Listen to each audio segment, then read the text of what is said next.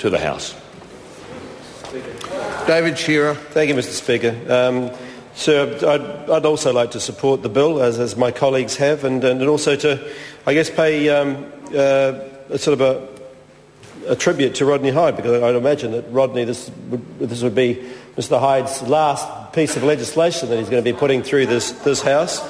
And it's not a bad way to go with the Labor Party sailing along behind him. I mean,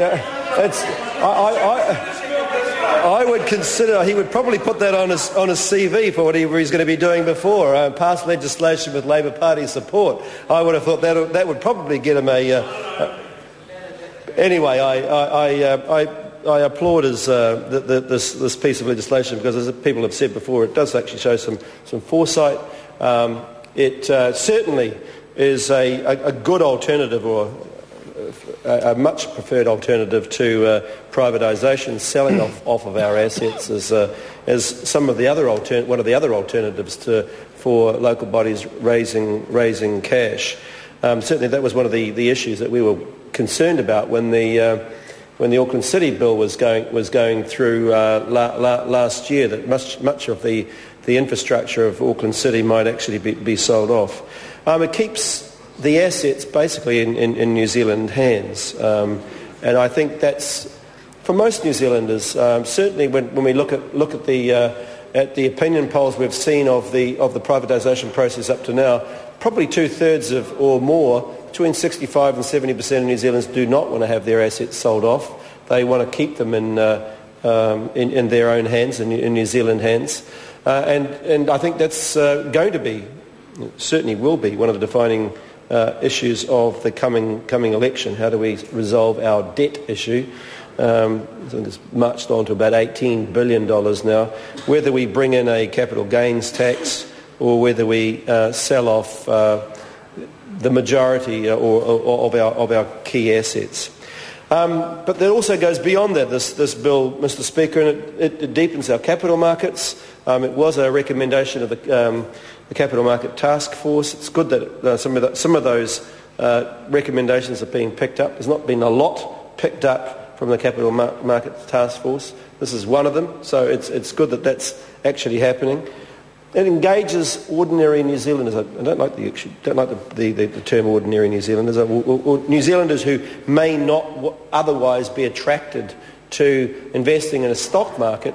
This provides a very safe vehicle for those people, because it looks like one of these bonds that they could have the opportunity to invest in would probably be rated as a AAA in terms of its the high level of its security, and that's largely because the rating base by which it's supported is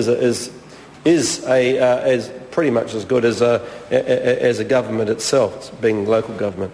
So all in all, it provides a real choice for ordinary New Zealand investors to be able to invest in something that's both going to contribute to their communities, something that's going to help their children, in whether it be it's parks or sewage or waterways or whatever. These are sort of things that all of us are going to benefit from in time. And as many people are more interested in investing in ethical type investments, this is a type of investment that would satisfy people in that regard as well. And it provides that alternative to the appalling investments that we saw go down the tubes with our finance companies. So a real opportunity for New Zealanders to invest in their communities and do that safely and securely, knowing that their money will come back and it'll get a reasonable rate of return. For the local bodies, and there's about 85 different bodies, I understand, are lining up or could potentially line up to use this facility.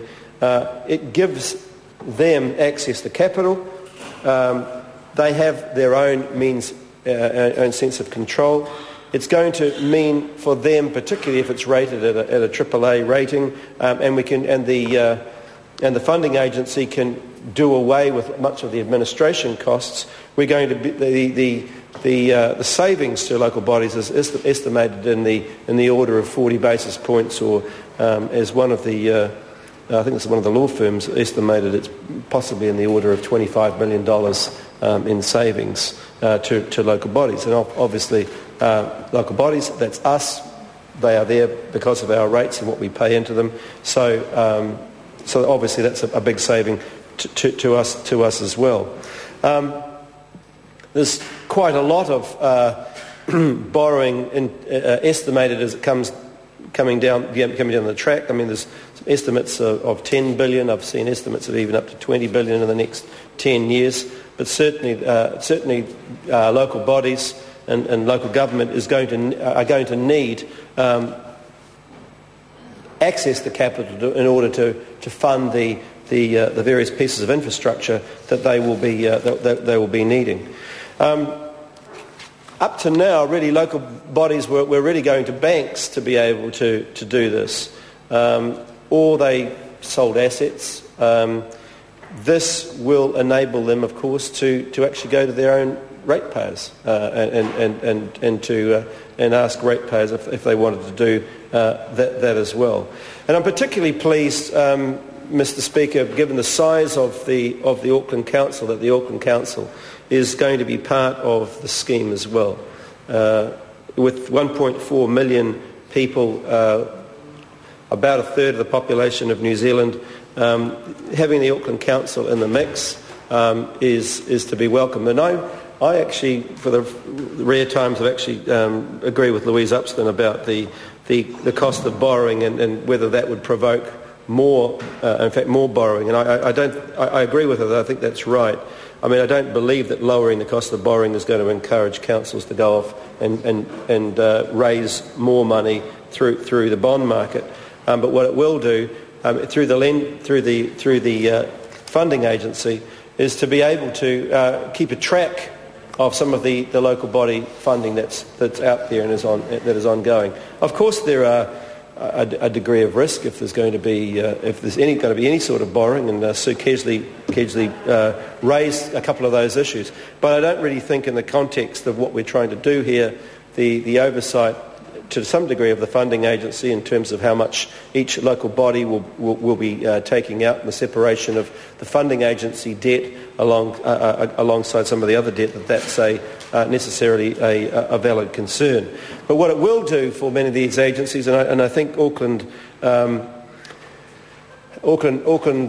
Council in particular is particularly relevant at the moment, is it will enable the Auckland Council and other councils to raise funds for their own infrastructure, and Auckland definitely needs that sort of funding, because as we've seen over the last few days, the lack of investment into our public transport in particular, Mr. Speaker, has meant that our public transport has really let us down. And while we don't plan for one-off events like we've seen with the Rugby World Cup, nevertheless, over the last 5 years, we've seen the use of trains in Auckland double in the last 5 years, the patronage on trains. And we know that in a couple of years, when the line is electrified and we finally get the electric trains that are going to run on it,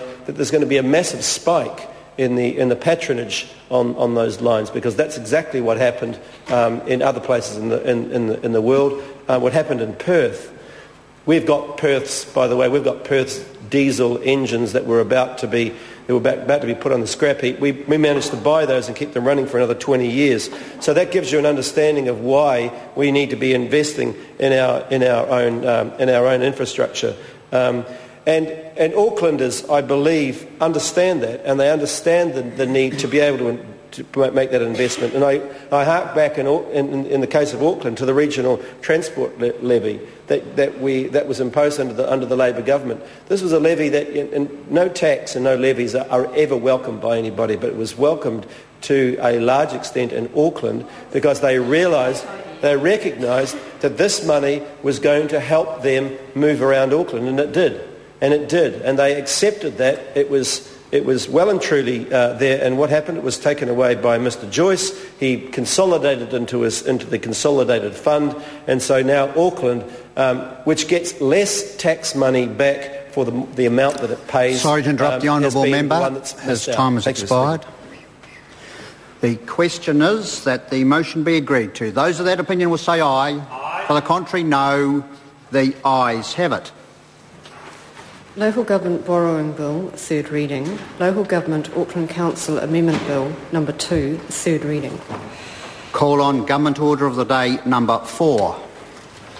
Spending Cap People's Veto Bill, first reading. Speaker. The Honourable